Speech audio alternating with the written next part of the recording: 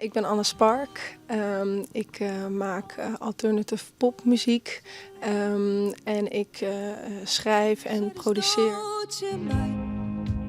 Maar ik ben net of ik zoiets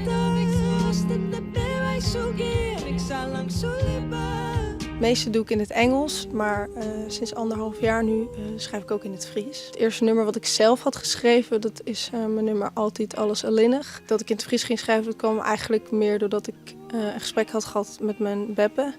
En naarmate die wat ouder werd, ging ze ook steeds meer in het Fries tegen mij. Daardoor bleef dat gesprek heel erg bij mij hangen.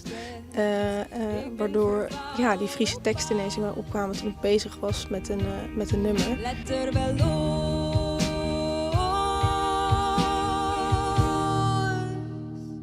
altijd alles alleenig, dat kennen wij, zij is dood. Ik heb ook gemerkt dat als ik in het Fries optreed, dat mensen ook dichterbij hun komt. Dat ze het gevoel hebben van, dit raakt jou meer, dus het raakt ons ook meer. Dan voelt dat net alsof dat echt vanuit mijn hele lichaam komt. Het eerstvolgende wat er aankomt wordt wel Friestalig. Dus dat is op korte termijn is zeg maar dat, hoop ik daar verder in te onderzoeken en dingen te gaan doen.